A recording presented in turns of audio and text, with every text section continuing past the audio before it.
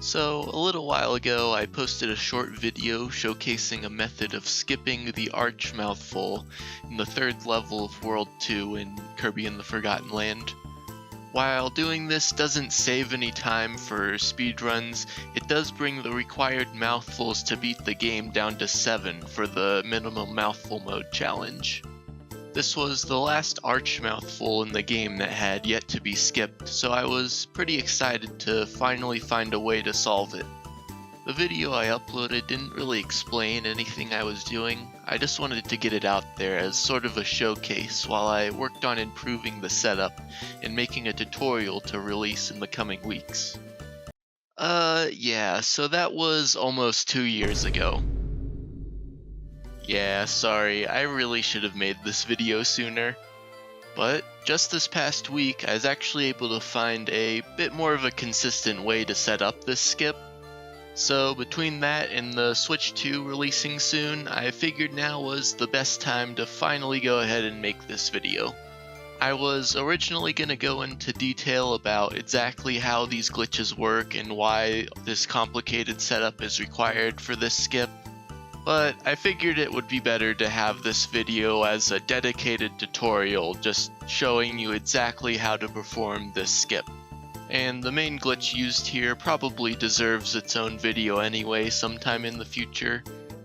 So I'm just gonna go step by step explaining exactly what you need to do to perform this skip as consistently as possible, as well as showing off some ways you can salvage an attempt if you make a mistake or something doesn't go quite right. So with that said, I'll go ahead and get started. So to begin, you're going to want to enter 2-3 with the hammer ability. You may also want to do this in the game's easy mode or with a healing item so that you can take a little bit more damage.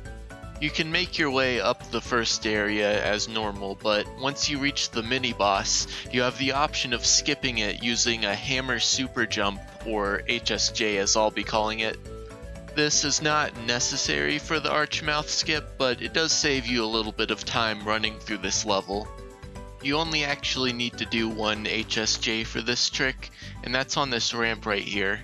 Make sure you do not kill the Blade Knight off to the left here, you're going to need it in a little bit. To do an HSJ, you need to float for about 5 seconds so that Kirby runs out of stamina and starts to fall. Cancel that float, swing the hammer to bounce off the ground, and then time a float input right after landing. The timing of the final float input determines how much height you get. In order to get the maximum height possible, you want to time your float input 3 frames after hitting the ground, at least with unevolved hammer. If you're a frame earlier than this, then your float input will get ignored, and you'll have to float for 5 more seconds to retry. If you are 1 or more frames late, then you still get a super jump, but you don't get as much height from it. For this HSJ in particular, a 4th frame bounce is just barely enough to get you up to the ledge, so you have a 2 frame window for this input. At this point you don't need hammer anymore and you can go ahead and discard it. Our goal now is to get sword from the Blade Knight enemy below us. There's an odd quirk of this game we can utilize to make this a bit easier. For some reason the game doesn't actually care how far an enemy or ability is below Kirby for him to be able to inhale it. This allows Kirby to inhale things from absurd heights as long as he's laterally aligned. Unfortunately, due to the position of the camera here, the Blade Knight is too far off screen to be loaded, so we will still need to drop down a bit to inhale it. You're going to want to line yourself up with the 3rd white stripe on this ledge. Then just start inhaling and slowly walk off the ledge. If you have auto swallow turned off, then you'll also need to mash guard as you fall. Once you have sword, you should have more than enough stamina to float back up to the top. Make sure you don't touch the ground below though, as that will decrease your max float height and you won't be able to get back up. Now that we're up here, we need to get down to the water at the bottom of the stage. There's a mechanic in this game where if Kirby drops below the bottom edge of the screen, he will be voided out. So we can't just drop down right here, we need a way to get the camera to follow Kirby down. The camera will only follow Kirby downwards if it finds a certain type of surface directly below him.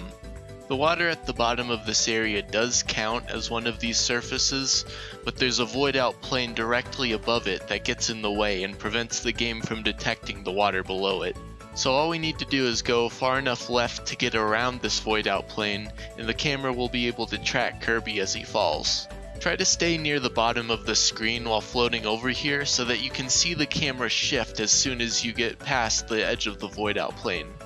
From here you're able to just go straight forward and hit the massive loading zone to get you to the next area. Now you will spawn into the Archmouth section, but without the Archmouth, and you can just drop down into the water here. Unfortunately, getting to here was the easy part. While a bit slow, it is pretty easy to travel through this whole section on foot. There's just a couple areas where you gotta watch out for soft locks. However, once you reach the end and attempt to reach the loading zone, you'll be stopped by what seems to be an invisible wall. However, this is actually a boundary that prevents Kirby from getting too far away from the camera. The camera is locked from traveling past this point, and there's no known method of derailing the camera in this area. There just isn't any conventional method to reach this loading zone, despite it being just barely out of reach. The only way past this requires a complicated and precise setup that involves multiple obscure glitches. The setup begins right after the cannons in this section. You want to try to land on this lip here and roll forward. Doing this will allow you to float all the way over to this ledge without much difficulty. The camera angle will begin to change as you move forward here, and the left and right edges of the screen are also boundaries that will push Kirby. So if you're not quick enough, this will prevent you from reaching the lip or push you off of it. Though, even if you're pushed off before you can get a roll, as long as you land, you should be able to make it to the ledge over here with good stamina management. The way you maximize the distance you get from floating in this game is to fall as long as you can, quickly float up back to your max float height, and repeat this until you think you're getting low on stamina. When you feel like you're getting low, you want to quickly get back up to your maximum float height so that you can coast for as long as possible once you run out of stamina. Doing a sword slash in midair will also stall you, allowing you to get a little bit more distance, though it will only ever stall you on the first slash and you need to land again to reset it. Whatever you do though, make sure you do not land right below this ledge, as that will cause the camera to push you up against the wall and soft lock you, forcing you to exit the stage. From here, your goal is to make it all the way to this high up ledge in the next section while maintaining a certain maximum float height. Your max float height will only decrease when you land on a lower surface, so you need to make it to the ledge without landing on anything lower than where you started. You can land on this pipe on top of this tank, but from here there isn't really anything high enough to land on between here and the ledge. Making it all the way to the ledge also seems impossible, no matter how well you manage your stamina. Luckily, there happens to be another weird mechanic we can abuse to refresh our stamina without ever having to land. You want to float forward for a bit, drop down, and pass near this ground here so the game updates your respawn position on it. Then, if you float past the ground and then hold back, you should drop straight through the stage. If you let yourself fall for a second, you will void out and respawn back up top. The way void outs work in this game, they respawn you in the air and they refresh your stamina, but they don't lower your maximum float height, allowing you to float back up. As long as you set your respawn on the left side of this platform, you should just barely be able to make it up to the ledge with good stamina management. You want to be holding towards the ledge when you spawn and immediately do a sword slash to stall. Then you want to immediately start mashing float, and at some point on the way up, you want to cancel the float for like half a second and then resume floating. This should make it so you run out of stamina right when you reach your max float height or a little bit after. While doing this is more than enough to reach the ledge, it's actually not enough to just reach the ledge. You need to land on it above a certain height to maintain a certain maximum float height. So you actually need to land on it at around this line or higher. The reason we need to maintain a certain maximum float height here is because the maximum camera height is tied to your maximum float height. and we're trying to set up the camera to be at a very specific height. Once you're on this ledge, you're able to check whether you still have enough camera height at this point. Move Kirby into this corner and angle the camera downright with the C-stick. If the point where the bottom of this ledge hits the wall is visible, then the camera is too low. But if it is still off screen, then you should be good. If the camera is too low, it's still possible to continue with the setup, but it will require some guesswork later on, and you might just want to jump down and retry this part to avoid that. I think getting from the respawn here all the way up to the ledge with enough camera height is definitely the hardest part of this entire skip, so don't worry if it takes you a while to get the hang of it. Before I move on with the setup, I should probably show you what to do if you do fall down here. In this section, if you fall, you don't want to land in the water. You want to try to land on one of these grassy ledges to maintain enough float height to get back to this ledge over here. If you do fall in the water though, there is a way you can just barely make it back to the ledge. Stand on this grassy part here, do a full jump, do a sword slash at the peak of your jump, and immediately start mashing float so you float right when the slash ends. If you're high enough and you hold towards the ledge while continuing to float, this should be just enough to get you up. From here you can just float up this ledge. You need to jump off the side here to get up this ledge, and then over here you'll need to fight the camera a little bit to make it all the way back to where you started. Continuing with the setup, assuming you have a high enough camera height, you want to lower it to a very specific point. Come over here and float onto the ledge right in front of this wall. This should give you a pretty consistent camera height, and you can go back to the corner from before to check. The visual cue we were using should now be just barely off screen when angling the camera down right. This is the perfect height range, and now you need to be careful not to land on anything lower to mess it up. Now here's where the crazy glitches start, and why we needed to bring Sword into this area. In front of and below this ledge is another similar ledge. If you try to land here, Kirby will kinda just awkwardly float on it. These non-standable surfaces are pretty common in areas you're not meant to access, and occasionally even appear in bounds.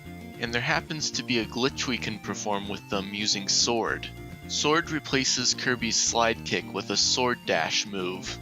You can press jump to do an upward slash from this, and after the upward slash you can press attack to do a downward slash. Performing this downward slash onto a non-standable surface will begin to slow down his momentum, to the point where he's basically just hovering in mid-air. This is known as a Ketsuwarp. By going back onto the non-standable surface and ramping off of it in a specific way, you can actually get Kirby to start rising infinitely into the air. You still have full control over Kirby horizontally during this, which can allow you to go very far out of bounds in certain areas. But here we're going to be using it to set up something else. Not this. We're going to be getting upward speed off of this surface, but doing so can be tricky. As long as you are still slightly descending, then surfaces are still able to affect your speed. But once you get any amount of upward speed, your speed becomes locked and you can no longer affect it by sliding on surfaces. We don't want too much or too little speed here. Something like this where you can barely tell Kirby is moving is way too slow, and this speed here is way too fast. You want to aim for about this much speed, and here's what I try to do to set that up. I start the slash from around here, and I make sure to avoid landing on the rim of the platform, as that would mess up the camera height. Then I pull back to land against the wall behind me, and hold up left to counteract sliding off the slope. I try to stay here for a few seconds to slow my descent as much as possible, and then I go right to detach from the slope. I wait for Kirby to descend to around here, and then I go back left to start ramping up the slope. By the time I reach the top of the slant, I will usually have a pretty good speed. Even with this setup, it can be pretty finicky to get the right speed, so you may want to try to experiment a little and find a setup that works for you. If you're not happy with the speed you got, you can cancel the Ketsuwarp by running into one of the cannonballs here. This will cause you to drop your ability, so you'll need to float up a little bit, inhale it, and then quickly float all the way back up to the top surface. If you do this too many times, the damage can start to add up, so if your health starts to get low, you can either come back here and grab this food, or you can use an amiibo to heal yourself. Once you get a good Ketsuwarp, you're going to need to wait a while to get to a certain height. While the ledges here can't affect your speed, they can push you up a little bit, so you can ramp off them to save a little bit of time. Make sure you don't go below this ledge, as you'll get soft locked behind the camera. And make sure you head back to this area before you have too much height to make it through this opening. You now want to align the bottom edge of your screen with the top edge of this striped ledge. After waiting around for a while, you should begin to notice the camera slowly panning backwards. That's because there is a sloped ceiling above this section, and the Ketsuwarp is causing Kirby to slowly move along it. The entire goal of this setup was to hit a very precise spot above the camera. This triggers something known as the NaN Glitch, or the game corruption glitch. I will go into a lot more detail about this glitch in a future video, but as a brief explanation, triggering this glitch breaks Kirby's position and causes him to collide with most objects in an area. This can include loading zones, allowing us to take the loading zone at the end of this section. We need to be moving extremely slowly to have a reasonable chance of triggering this glitch. If you set the height of your camera correctly, then the glitch should trigger when the bottom edge of your screen is aligned somewhere along that blue and white striped ledge. If you begin to see water at the bottom of the screen, then you likely passed it, and you need to move forward to realign yourself where you began. As long as you have a fairly low speed, this shouldn't take too many attempts. But if you have a high speed, it can be very unlikely to hit the seam like this. You might be able to hold left and slightly up to move slowly forward and make a high speed work, but the point where the glitch activates will be a bit further forward, and you'll need to kinda guess where that is.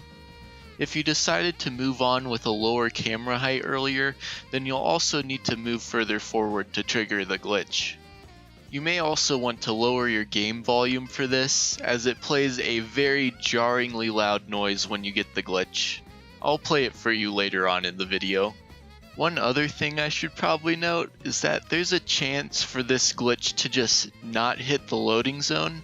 I don't know what causes it. I don't think there's really any way to avoid this, but if it happens to you, I am very sorry. Not only will it force you to reset the game or wait till you die and then exit the level, but it will also continuously play that horrible ear-destroying noise. This seems to be pretty rare. It's only ever happened to me a few times, but I figured I should probably mention it as a heads up, just in case. You may be tempted to set down your controller and maybe do something else while you're waiting for the NaN glitch to happen, but you need to be ready for when you hit that loading zone, because as soon as you load into the next area, you're gonna get hit with a quick time event. You spawn in midair a fair distance away from the island with the goal on it. There's a void out plane below you, but the bottom edge of the camera will void you out before you reach it. It's a bit close, but you can just barely make it to the island by swinging your sword, floating up to max float height, dropping a little bit, and then floating back up again. You want to aim for the left of this runway as it's a little bit lower. If you're able to make it all the way here, then congratulations, you've completed the skip. However, you only have one chance at this. You see, Kirby was never meant to spawn at a checkpoint in midair, except in glider sections. So if you spawn at a midair checkpoint without the glider, then things can get a little bit buggy. If you spawn at one from dying or entering a new area, then at first things will seem fine and you can float like normal. However, if you void out without setting a respawn somewhere else, when you respawn at the checkpoint, both your maximum camera height and maximum float height will be set to the bottom of the world. A lot of glider sections have this weird object that forces the camera to be above a minimum height, but you will still be unable to gain height by floating if this happens. This makes it completely impossible to float over to the island. Doing this will also trigger a camera push, but this isn't really helpful here. Dying and respawning will give you another attempt with a normal camera and float height, but this will also make you lose sword, and I'm pretty sure it's impossible to clear this gap without the sword slash. If this happens to you, it's still possible to recover from this, but it's very annoying. You're gonna need to float left to get around the void out plane, and this will trigger the camera push as mentioned before. Once you've been pushed past the island, you need to start trying to lose height without going too fast as to drop below the bottom edge of the screen and void out. You're trying to land in the water below, and if you do manage this, then you just need to jump and you'll void out and your camera will be fixed when you respawn in the water. Now you need to come over here and do a Ketsuwarp to get back up, but you better get a good speed the first try because you can't redo it this time. The best spot to wait while you float up is probably right here, but be careful about going in front of the island, as that will force the camera up, which can void you out. You can use this to check on your progress if you quickly move in range of the camera trigger and out of it, but you definitely want to be careful, especially if you're low on health. Once you've made it up, you can either cancel the Ketsuwarp with the retry star or go straight for the goal. You may accidentally go above the goal, but you can still save this as long as you're on screen. All you need to do is spawn Bandana Waddle Dee and he can collect the goal for you. And that's it, that's the whole skip. Now I'm gonna go ahead and show a full unedited run of this skip. Note, this does have that horribly loud noise that I mentioned, so you may want to turn down your headphones at that part. Anyway, that's all I have to say about this skip, so enjoy the full thing altogether.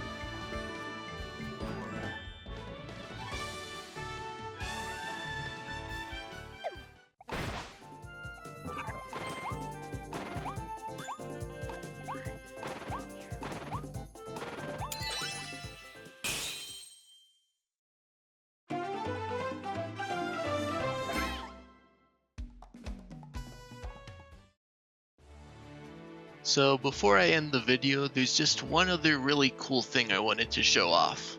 You know how for the backup when you fall at the end of the skip, you have to jump out of the water to stop the camera? Well, what if you didn't jump and you just let it keep going? Well, the water at the bottom of the sub area is actually infinite, so the camera can carry you all the way past the skybox and keep on going. I decided to leave my Switch on for about 12 hours doing this, just to see what would happen, and the results were pretty interesting. Even with the camera still moving, you might notice that the water appears to be almost flickering. If we jump now, we can see that Kirby is, well, he's seen better days. This effect might look familiar to you if you've seen some glitches in other games. You may have seen something similar going on in Mario Odyssey, Minecraft, or probably a lot of other games. And indeed, the cause of this is the same between all of these games. It's a limitation with the way most games store very large position values. It's likely possible to get an even more extreme version of this effect by waiting even longer. Maybe one of these days I'll go ahead and leave my Switch on for like a week or something. I don't know, we'll see. Bandana Waddle Dee is especially glitchy at these distances. He often gets stuck in a loop of rapidly being teleported to Kirby. Not only that, but a lot of the time when he hits the edge of the screen, he just gets kinda randomly teleported. I'm not exactly sure why. Anyway, that's about it for this video. This was my first video with commentary instead of just text, so let me know if you have any feedback or anything I could do better in the next video. But yeah, thanks for watching.